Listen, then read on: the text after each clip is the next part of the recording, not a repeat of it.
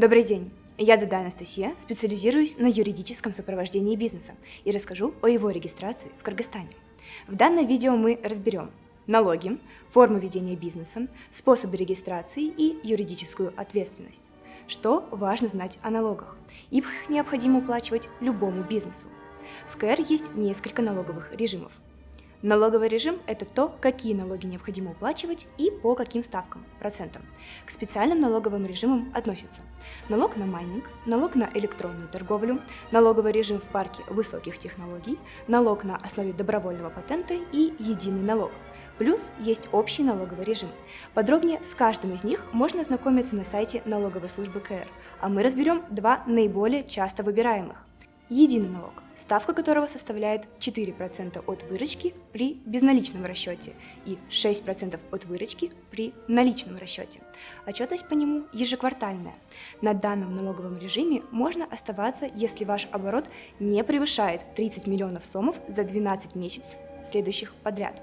В случае превышения вышеуказанной суммы или если вы осуществляете поставки или импорт, то актуален общий налоговый режим с обязательной уплатой налога на добавленную стоимость НДС в 12% от облагаемой поставки и облагаемого импорта.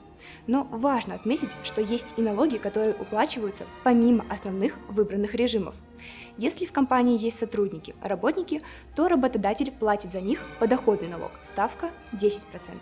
Если у бизнеса есть недвижимость или земля, то налог на имущество и земельный налог. Переходим к формам ведения бизнеса. Мы рассмотрим индивидуальных предпринимателей, сокращенно ИП, оформленных по свидетельству или по патенту, общество с ограниченной ответственностью, сокращенно ОСО. Начнем с индивидуальных предпринимателей, оформленных по патенту, так как данная форма наиболее комфортна с позиции упрощенной отчетности. Патент – это документ, который подтверждает ваше право как физического лица заниматься предпринимательской деятельностью и уплачивать налоги. Но спектр деятельности, которой вы можете заниматься на основе патента, ограничен. Со списком вы можете ознакомиться на официальном сайте налоговой службы sti.gov.kg в разделе «Ставки патентов», где рядом с видом деятельности сразу указывается сумма, подлежащая выплате. Сумма различна для каждого вида деятельности. Отличительными особенностями функционирования на основе патента являются: первое. Сумму патента вы уплачиваете до начала деятельности. Если перефразировать, то вы покупаете патент за определенную стоимость и помимо нее больше налоги не платите, то есть не выбираете другие налоговые режимы. То, стали ли вы получать доход в период действия патента, вышли ли вы в плюс или в минус, не влияет на ставку патента. Уплаченную сумму вам не вернут, но и не повысят. Второе. Патент можно открыть на определенный период – 15, 30, 90, 180 и 365 дней с правом продления. Это значит, что вы можете купить патент, попробовать по нему работать определенный период и с его истечением подать заявление в налоговую службу о закрытии патента. Получение и закрытие патента процедуры быстрые, занимают не более 1 дня. И третье. Отчетность по патенту, который вы не закрыли, сдается 1 раз в год. Отчетность, единая налоговая декларация, подается физическими лицами в налоговые органы до 1 апреля. Патент по выбору налогоплательщика оформляется в виде документа на бумажном носителе, либо в электронном формате – электронный патент. Они имеют одинаковую юридическую значимость. Для оформления патента необходимо выбрать вид деятельности, заполнить заявление и прикрепить копию паспорта, подав их в налоговую. Переходим к индивидуальным предпринимателям, оформленным по свидетельству. Их отличительными особенностями являются: первое. Срок получения статуса – 5 дней. Второе. Широкий круг видов деятельности. Их можно посмотреть в государственном классификаторе видов экономической деятельности на сайте Министерства юстиции. Третье. Возможность выбора налогового режима. Разбор мы проводили в начале видео. Но налоги ИП по свидетельству, в отличие от патента, платят не до начала деятельности, а по прошествии квартала, в случае единого налога. Завершая разбор ИП, отмечу, что ИП по свидетельству и по патенту могут иметь сотрудников, работников. Плюс ко всему, помимо вышеперечисленных платежей, индивидуальные предприниматели делают ежемесячные обязательные отчисления в социальный фонд. Завершает наш разбор общество с ограниченной ответственностью. Важным его отличием от ИП является то, что учредителями, владельцами ОСО могут быть несколько лиц одновременно. ОСО – это юридическое лицо, документы на регистрацию которого подаются в подразделение Министерства юстиции. Учредители до регистрации ОСО создают его фирменное наименование.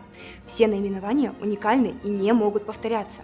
Наименование закрепляется в уставе наряду с иными положениями. Каждое ОСО должно иметь устав. Устав – это учредительный документ, закрепляющий основные положения функционирования общества, например, цели, задачи, полномочия руководителя и так далее. Также ОСО имеет уставный капитал. Это совокупность вкладов участников. Свои доли в капитале участники могут продавать иным лицам. Соответственно, ОСО как бренд можно продать, что весьма удобно. Перейдем к перечню документов для регистрации ОСО. Первое. Копии паспортов учредителей.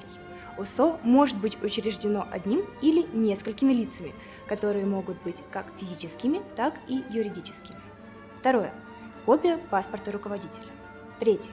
Нотариально заверенное решение о создании ОСО. Его пример представлен на сайте Министерства юстиции. Четвертое. Регистрационное заявление. Регистрация ОСО в подразделениях Министерства юстиции занимает 3 дня, и по ее итогу выдается свидетельство. После получения свидетельства можно переходить к приобретению печати. ОСО обязательно должно иметь печать с указанием ИНН – идентификационного номера налогоплательщика, который можно узнать из свидетельства. Уже со свидетельством и печатью можно направляться в социальный фонд и налоговую, выбирать налоговый режим. Выбор налогового режима не ограничен, как и в ИП по свидетельству. Налоговые режимы разобраны в начале видео. Кратко, все вышеперечисленное отражено в таблице. Процедура регистрации. ОСО занимает 3 дня в подразделениях Министерства юстиции. Если рассматривать ИП по свидетельству, то это 5 рабочих дней в отделении Государственной налоговой службы. ИП по патенту регистрируют в течение 1 дня, тоже в налоговой службе. Относительно налогов. У ОСО это общий или специальный налоговый режим по выбору, точно так же, как и у ИП по свидетельству. В случае же ИП по патенту идет твердая ставка налога. Ограничений по видам деятельности у ОСО нет. У ИП по свидетельству есть тоже возможность выбрать основной и дополнительные виды деятельности. А вот по патенту выбирается только один из указанных в ставках видов деятельности. Что касается отчетности. ОСО, она ежемесячная, ежеквартальная и годовая. Если рассматривать ИП по свидетельству, то она ежеквартальная и годовая, это в случае единого налога. По патенту это отчетность 1 раз в год. По документам, которые необходимо сдать при учреждении данного лица.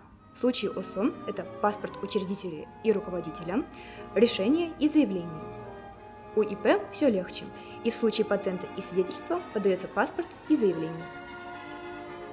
В конце приведу несколько статей об ответственности из Кодекса о правонарушениях. Первое. Ведение экономической деятельности без регистрации в органах налоговой службы. Штраф для физических лиц – 1000 сом, а для юридических лиц – 5000 сомов. Второе. Уклонение от налогообложения. Штраф для физических лиц – 7500 сомов, для юридических лиц – 23 000 сомов. Третье. Непредоставление единой налоговой декларации и неуплата налога.